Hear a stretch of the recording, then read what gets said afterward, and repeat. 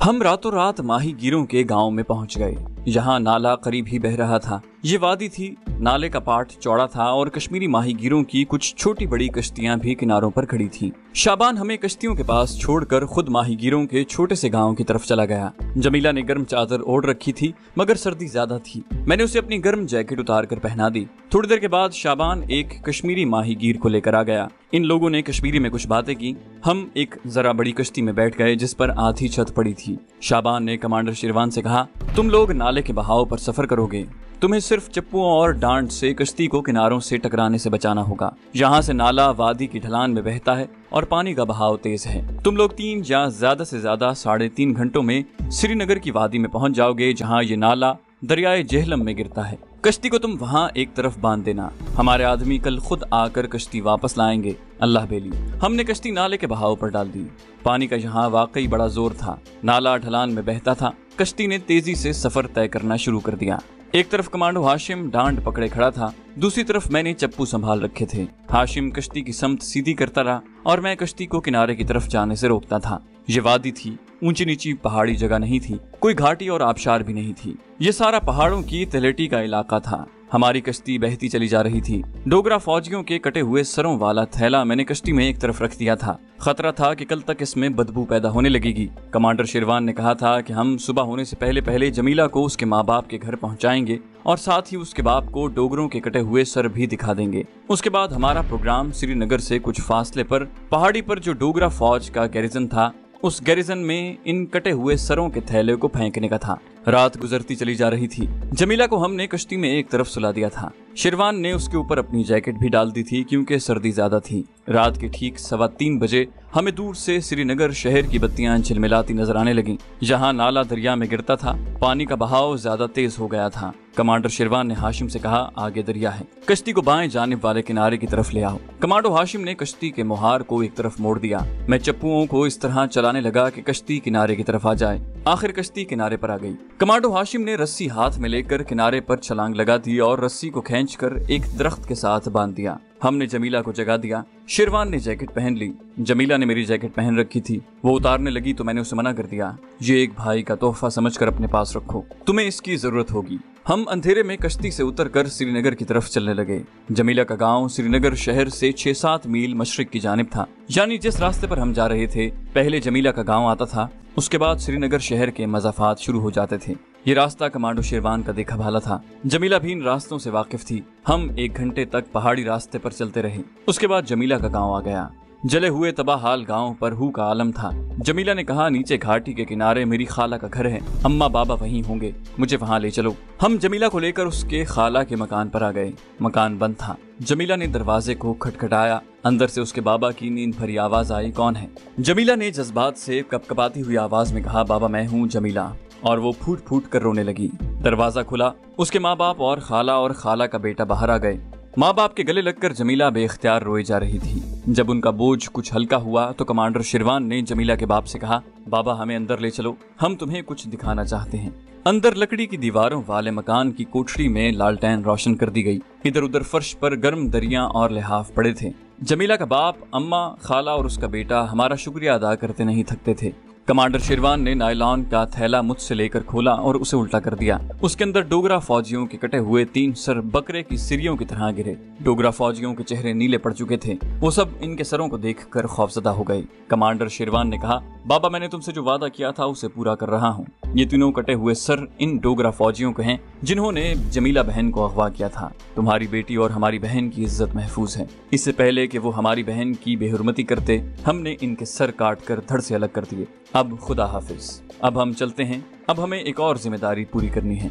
जमीला को उसके माँ बाप के हवाले करके हम अपने खुफिया पहाड़ी अड्डे की तरफ रवाना हो गए। जिस वक्त हम अपने खुफिया अड्डे पर पहुंचे, आसमान पर सुबह की सफेदी नमूदार होना शुरू हो गई थी। हमने पहला काम ये किया कि पहाड़ी गार के अंदर जाते ही लिहाफ ओढ़कर लकड़ी के शहतीरों की तरह गहरी नींद सो गए। कमांडो को जब मौका मिले वो अपनी नींद पूरी कर लेता है। हम 2 रातों से नहीं सोए थे। चुनाचे जब सोकर उठे तो आधा दिन गुजर चुका था। हमने पहला काम ये किया कि नायलॉन के थैले में से डोगरा फौजियों के कटे हुए सर निकालकर उनका मुआयना किया। कटे हुए सरों का रंग स्याह पड़ने लगा था और उनमें से बदबू आना शुरू हो गई थी। हमने उसी वक्त अपना आदमी भेजकर बाजार से स्पिरिट की 3 बड़ी बोतलें मंगवाई। सारी स्पिरिट टीन के कनस्तर में उंडेल दी और फिर डोगरा फौजियों के सर उसमें डाल दिए। तीनों सर स्पिरिट में डूब गए। हमारे दूसरे मुजाहिद साथी भी हमारे पास बैठे डोगरों के सरों को देखकर हमें मुबारकबादियां दे रहे थे।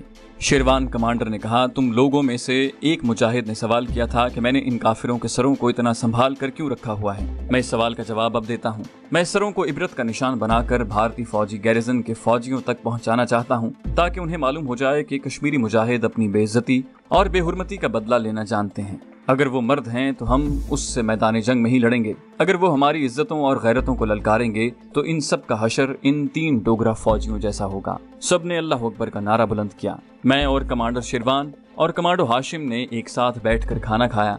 खाने के बाद मैंने शेरवान से पूछा कि उसका मंसूबा किस नौयत का है और स्कीम की फॉर्मेशन क्या होगी। कमांडर शेरवान ने मुझे और कमांडो हाशिम को अपनी स्कीम से आगाह करते हुए कहा, इंडियन आर्मी की आर्टिलरी रेजिमेंट का फौजी यूनिट यहाँ से 6 मील दूर एक पहाड़ी के ऊपर गैरिजन में मुकीम है। ये यूनिट कश्मीर की मकबूजा वादी में भारतीय जारहाना कार्रवाइयों का सबसे बड़ा जिम्मेदार है। हम रात के वक्त इस गैरिजन के क्वार्टर गार्ड के सामने डोगरा फौजियों के कटे हुए सरों वाला थैला फेंकेंगे। वहाँ थैला फेंकने से सारे गैरिजन को मालूम हो जाएगा कि गुलमर्ग की छावनी में जिन फौजियों के धड़ मिले थे ये इन्हीं के सर हैं। उसके साथ ही हम एक खत भी लिख कर थैले में डाल देंगे कि ये सर तुम लोगों के लिए इबरत है और इंतबाह भी। जंग के महाज पर हम आमने सामने आकर लड़ेंगे, या तुम मर गए या हम शहीद हो गए। लेकिन अगर तुम हमारी माओ बहनों बेटियों की इज्जतों से खेलने की नापाक हरकत करोगे तो तुम्हारा यही अंजाम होगा। कोई सवाल? किसी ने कोई सवाल न किया। मैंने कहा, हम तुम्हारे साथ जाने को तैयार हैं। शेरवान ने कमांडो हाशिम से कहा, जो कुछ मैंने कहा है इस मजमून का एक खत लिख कर तैयार करो। कमांडो हाशिम दूसरी कोठरी में चला गया। मैंने शेरवान से पूछा, रात किस वक्त जाने का प्रोग्राम है। शेरवान ने कुछ सोचकर कहा, वही रात के 2 बजे यहाँ से निकलेंगे। रात का पिछला पहर इस किस्म के कमांडो ऑपरेशन के लिए बड़ा मौजू है। कमांडो हाशिम एक पर्चा लिख कर ले आया। पर्चे पर अंग्रेजी और उर्दू में वही मजमून लिखा था जो कमांडर शेरवान ने उसे बताया था। शेरवान ने पर्चा पढ़ा, फिर मुझे पढ़ने को दिया। मैंने कहा, बिल्कुल ठीक है। हमने रात के 12 बजे समावार में से सब्ज चाय तैयार करवाई। चाय के साथ नमकीन कुलचे खाए। अपने अपने पिस्तौलों और स्टेन गन्नों की सफाई की। इस मिशन पर हम अपनी अपनी स्टेन गन्ने भी साथ ले जा रहे थे। शेरवान कमांडो हाशिम को इस मिशन पर साथ नहीं ले जा रहा था। हाशिम की हमें जरूरत नहीं होगी। जितने कम आदमी होंगे उतनी ही हमें आसानी होगी। हमें किसी का मुकाबला तो करना नहीं। कटे हुए सरों वाला थैला पहाड़ी की बुलंदी से गैरिजन के क्वार्टर में फेंकना है। हम 2 ही काफी होंगे। मैंने कहा, क्या तुमने गैरिजन पहले से देखा हुआ है? शेरवान बोला, एक बार नहीं कई बार देख चुका हूँ। मुझे मालूम है कि हमें गैरिजन के किस तरफ जाना है और किस मकाम पर से थैला नीचे फेंकना है। जब रात का 1:30 बज गया तो हमने तीनों डोगरा फौजियों के कटे हुए सर स्पिरिट के कनस्तर से निकाल कर उन्हें पुराने कपड़ों से खुश किया। इनको नायलॉन के थैलों में डाल दिया। साथ ही लिफाफे में लिखा हुआ पर्चा भी डाल कर रख दिया। लिफाफे के बाहर गैरिजन कमांडर के लिए लिखा और नीचे कश्मीर के हुर्रियत परस्त मुजाहिद लिख दिया। हमारे पास एक ऑटोमेटिक पिस्तौल, एक बड़ा कमांडो चाकू, एक स्टेन गन और कुछ फालतू मैगजीन था। दस्ती बम रखने की जरूरत नहीं थी। कमांडो हाशिम ने हमारे लिए 2 खच्चर तैयार कर दिए थे। ठीक 2 बजे रात हम खच्चरों पर बैठकर अपने मिशन पर रवाना हो गए। पहाड़ियों में 6 मील का रास्ता था। शेरवान एक मुख्तसर रास्ते से ले जा रहा था। हम 1-1.5 घंटे में अपने टारगेट पर पहुंच गए। इंडियन आर्टिलरी यूनिट का ये कैंप या गैरिजन एक छोटी सी छावनी की तरह था। चारों तरफ खारदार तारों वाली ऊंची दीवार थी। खंभों पर थोड़े थोड़े फासले पर बिजली के बल्ब रोशन थे। ये गैरिजन छोटे टीले के ऊपर था। उसकी एक जानिब नीचे फौजी बैरकों के बाहर भी रोशनी हो रही थी। हमने खच्चर कुछ फासले पर छोड़ दिए थे। इन खच्चरों को अपने आप वापस चले जाना था। कमांडर शेरवान और मैं टीले की चढ़ाई चढ़ने लगे। हमारा लिबास इस वक्त कश्मीरी देहातियों वाला नहीं था। हमने पतलूने और गर्म जर्सियां और जैकेट पहन रखी थी। रात सर्द थी मगर हमें सर्दी नहीं लग रही थी। कमांडो मिशन की गर्मी ने हमारे खून को गर्म रखा हुआ था। शेरवान उस तरफ से चढ़ाई चढ़ रहा था जिधर टीले पर गैरिजन का क्वार्टर गार्ड था। हम बड़ी एहतियात से चढ़ाई चढ़ते हुए गैरिजन की कांटेदार दीवार के पास आ गए। कमांडो शेरवान मुझे गाइड कर रहा था क्योंकि उसे मालूम था कि हमें किस तरफ जाना है। ये चूंकि कोई फौजी मोर्चा नहीं था इसलिए यहाँ रात के वक्त गश्ती पार्टी का इम्कान बहुत कम था। हमने एक जगह रुककर कुछ देर इंतजार भी किया कि अगर कोई पेट्रोलिंग पार्टी यहाँ गश्त पर है तो पता चल जाएगा। 10-15 मिनट इंतजार करने के बाद जब कोई पार्टी उधर न आई तो हम दीवार के साथ झुककर क्वार्टर गार्ड वाले टीले की तरफ चलने लगे। वहाँ एक जगह ऊंचाई पर दरख्तों का झुंड था। इन दरख्तों के नीचे खारदार तारों की दीवार की दूसरी जानिब क्वार्टर गार्ड था, जहाँ बरामदे के बाहर गोल दायरे के अंदर रेजिमेंट का झंडा खंबे पर लगा हुआ था और एक संतरी गार्ड ड्यूटी पर मौजूद था। डोगरा फौजियों के कटे हुए सरों वाला थैला मेरे पास था। शिरवान ने दरख्तों के पास आकर आगे को झुककर नीचे क्वार्टर गार्ड के सहन को देखा, फिर थैला मेरे हाथ में लेकर उसे क्वार्टर गार्ड के सहन की तरफ उछाल दिया। हम वहीं खड़े नीचे देख रहे थे। जैसे ही थैला ड्यूटी पर खड़े संतरी के पीछे गिरा, उसने फौरन पीछे मुड़कर देखा और दौड़कर थैले को उठाया, उसे खोलकर उल्टा किया। अंदर से तीनों डोगरों के कटे हुए सर और खत वाला लिफाफा बाहर गिर पड़ा। कटे हुए सरों को देखते ही संतरी ने ऊंची आवाज में किसी को पुकारा। उसके साथ ही कमांडो शेरवान ने मुझे बाजू से पकड़कर खींचा। चलो, हम नीचे को दौड़ पड़े। उधर किसी जगह कोई मशीन गन पोस्ट थी। गनर ने फायर खोल दिया। कुछ मालूम नहीं था कि गोलियों के ब्रस्ट किस तरफ से आ रहे हैं और किस तरफ पड़ सकते हैं। हम ढलान पर ज्यादा तेज दौड़ नहीं सकते थे। एक और मशीन गन फायर करने लगी। नीचे फौजियों के दौड़ने भागने, एक दूसरे को पुकारने की आवाजें आने लगी। अचानक ऊपर तले 2 रोशनी राउंड फायर हुए। ये छतरी वाले रोशनी राउंड थे। सारी पहाड़ियों की ढलानें रोशन हो गईं। हम नीचे उतरते हुए देखे जा सकते थे। हम वहीं झाड़ियों की ओट में बैठ गए। रोशनी राउंड आहिस्ता आहिस्ता नीचे आ रहे थे। जब वो नीचे आकर बुझ गए और एक बार फिर अंधेरा छा गया तो हम उठकर तेज तेज चलने लगे। शिरवान ने कहा, हम घाटी की तरफ नहीं जाएंगे, मशीन गन पोस्ट उसी तरफ है। अब राइफलों का फायर भी आने लगा था। गोलियां हमारे सरों के ऊपर से गुजर रही थीं। इसका मतलब था हमें रोशनी राउंड की रोशनी में देख लिया गया था। कमांडर शिरवान दाएं तरफ को घूम गया। उस तरफ नशेब में गहरी खाई के किनारे किनारे एक पहाड़ी पगडंडी बनी हुई थी। हम उसी पगडंडी पर दौड़ पड़े। फायर हमारे सरों के ऊपर आ रहा था। हमने भी पिस्तौल निकाल लिए थे, मगर अभी तक जवाबी फायर नहीं किया था। फायर के अंदाज से लगता था कि एक पार्टी हमारे पीछे लग गई है। मैंने शिरवान से कहा, हमें घाटी की तरफ से होकर निकल जाना चाहिए, मगर कमांडर शिरवान ने कहा, हम ठीक जा रहे हैं। कमांडर शिरवान का वक्त पूरा हो चुका था। ये बात न मुझे मालूम थी न कमांडर शिरवान को मालूम थी। वो टीले के पहलू में से होकर सामने वाली बड़ी चट्टान के अकब में जाना चाहता था। मैं उसके बाएं जानिब था। जैसे ही वो दाएं जानिब मुड़ा, पीछे से मशीन गन का ब्रस्ट फायर हुआ। कमांडर शिरवान चलते चलते रुक गया, फिर मुंह के बल गिर पड़ा। मैं उसे उठाने के लिए झुका, मगर कश्मीर का ये ज्याला सबूत, जहाद कश्मीर का बेबाक दलेर मुजाहिद कमांडो शिरवान अब कभी न उठने के लिए गिरा था। मैंने अंधेरे में उसके सीने पर हाथ रखा। मेरा हाथ शहीद के लहू में सुर्ख हो गया। अभी तक मैं यही समझे हुए था कि शेरवान शदीद जख्मी हो गया है। मैंने उसे कांधे पर उठाया और हर किस्म के छोटे बड़े हथियारों के फायर में घाटी में उतर गया। जैसे जैसे मैं घाटी में आगे बढ़ रहा था, फायरिंग की आवाजें दूर होती जा रही थीं। ये घाटी दूसरे टीले के दामन में जा निकलती थी। ये मुख्तसर पहाड़ी रास्ता कमांडर शिरवान ने ही मुझे दिखाया था। मुझे इस टीले की चढ़ाई चढ़कर दूसरी तरफ जाना था। कमांडर शिरवान का जिस्म मुझे बेजान और ठंडा महसूस हो रहा था। मैं उसकी नब्ज देखने से डर रहा था। मुझे यकीन था कि शिरवान शदीद जख्मी होकर बेहोश हो गया है। मैं उसे कांधे पर डाले आहिस्ता आहिस्ता टीले की चढ़ाई चढ़ने लगा। ये बड़ा दुश्वार काम था। चढ़ाई मुश्किल थी। मेरे कांधे पर शिरवान के जिस्म का बोझ भी था, मगर मेरा वहां रुकना मुनासिब नहीं था। मैं एक हाथ से झाड़ियों को पकड़ पकड़ कर आहिस्ता आहिस्ता ऊपर चढ़ रहा था। फायरिंग की आवाज काफी पीछे रह गई थी। दूर पीछे गैरिजन वाली पहाड़ी की तरफ 2 रोशनी राउंड फायर हुए, मगर उनकी रोशनी मुझसे काफी फासले पर थी। मैं थक गया। सांस लेने के लिए मैंने कमांडर शिरवान को वहीं झाड़ियों में लिटा दिया। अभी पिछले पहर का अंधेरा था। मैंने शिरवान की गर्दन पर एक तरफ उंगली रख दी। मुझे किसी वक्त लगता कि शिरवान का दिल धड़क रहा है, किसी वक्त लगता कि दिल ने धड़कना बंद कर दिया है। मैंने आसमान की तरफ देखा। आसमान पर कोहरे के जैसे सितारे टिमटिमा रहे थे। मैं वहां ज्यादा देर नहीं ठहरना चाहता था।